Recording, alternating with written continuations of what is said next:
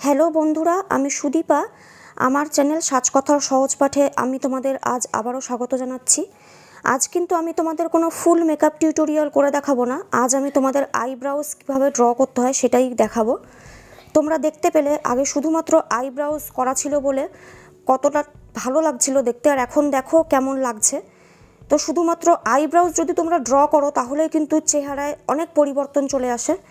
তো চলো আমরা সরাসরি টিউটোরিয়ালে চলে যাচ্ছি। আমরা দেখে নিই কীভাবে আইব্রাউজ ড্র করতে হয়। আমি আইম্যাজিকের আইব্রো পমেড ইউজ করছি, আর এই দুটো হলো পুনা স্টোরের ব্রাশ।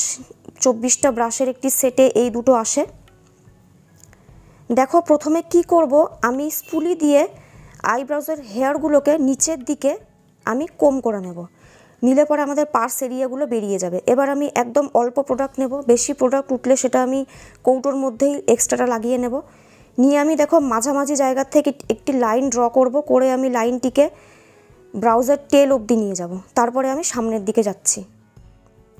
এভাবে করার পরে আমি মাঝখানের পোর্শনটা বাদবাকি প্রোডাক্ট দিয়ে ফিল করে নেব।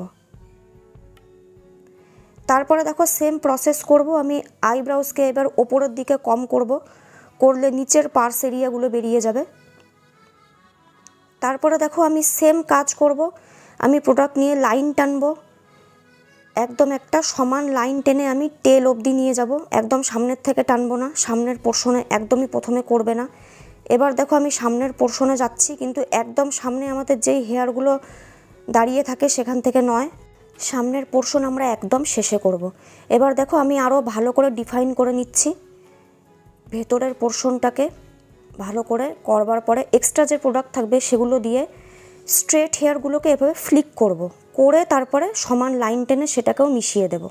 আর কিছু করো না করো, আইব্রাউজ কিন্তু অবশ্যই ড্র করবো, তাহলে চেহারায় কিন্তু একটা একদম সঙ্গে সঙ্গে ইনস্ট্যান্ট একটা পরিবর্তন আসে। এবার দেখো সামনের হেয়ারগুলোকে আমরা ওইভাবে ফ্লিক করে ভালো করে লাইন টেনে মিশিয়ে দিচ্ছি। এটা হয়ে গেলে পরে স্পুলি দিয়ে ভালো করে প্রোডাক্টটাকে স্প্রেড করে দিতে হবে, এবং এতে করে কি হবে, এক্সট্রা প্রোডাক্ট থাকলে সেটা স্পুলিতে উঠে কিন্তু চলে যাবে।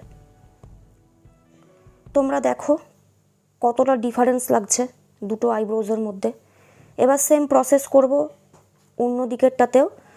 নিচের দিকে কম করব, পার্স এরিয়াগুলো বেরিয়ে যাবে। তারপরে মাঝখান থেকে আর্চ টেনে টেল অবধি লাইনটাকে নিয়ে যাব।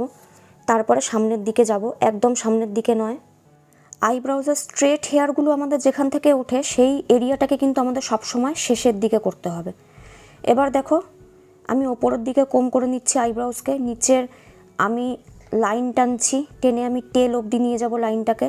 স্ট্রেট হেয়ারের ওই জায়গার থেকে টানবো না, দিয়ে আমি ভেতরের পোর্শনকে ভালো করে কিন্তু ফিল করে নেব।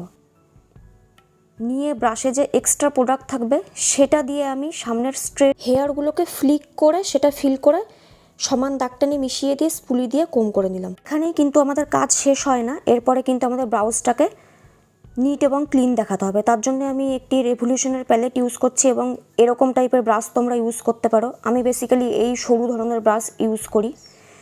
দেখো একদমই স্কিনের কালারের একটি কনসিলার নেব, নিয়ে ব্রাউজের ওপরে লাইন টানবো এবং ব্রাউজের নিচেও সমান করে লাইন টানবো। ব্রাউজকে পরিষ্কার করা কিন্তু খুবই জরুরি। এতে করে কি হবে, এক্সট্রা প্রোডাক্ট যদি আমাদের থাকে সেটা কিন্তু পরিষ্কার হয়ে যাবে। এবং দেখো সামনের দিকেও আমি কিন্তু লাইন টানছি, সামনের দিকে জায়গাটাতে টানবো, ব্রাউজের ওপরে এবং ব্রাউজের নিচে কনসিলার দিয়ে ভালো করে লাইন টেনে সেটিকে আমরা ব্লেন্ড করে নেব। ব্লেন্ড করার জন্য আমি বিউটি ব্লেন্ডার ইউজ করছি। দেখো এভাবে হালকা হাতে জিনিসটাকে সুন্দর করে পরিষ্কার করে মিশিয়ে দিতে হবে। এটা কিন্তু অবশ্যই করবে, না হলে কিন্তু এক্সট্রা প্রোডাক্ট যদি ওপরে নিচে লেগে থাকে খুব বাজে লাগে জিনিসটা দেখতে। এটা করে নিলেই আমাদের কাজ শেষ। তোমরা কিন্তু আইব্রাউজ ড্র করার জন্য আইব্রো পমেড, আইব্রো পেন্সিল বা পাউডার বা আইশ্যাডো যাই ইউজ করো না কেন, প্রসেস কিন্তু সেমই হবে।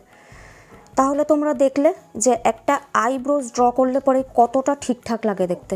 আজ কিন্তু আমি মুখে কোনো রকম কোনো মেকআপ লাগিয়ে নেই, শুধুমাত্র লিপস্টিক আর ব্লাশ লাগিয়েছি, কিন্তু শুধুমাত্র আইব্রাউজটা ড্র করার জন্যই চেহারায় কিন্তু ইনস্ট্যান্ট পরিবর্তনটা চলে এসেছে।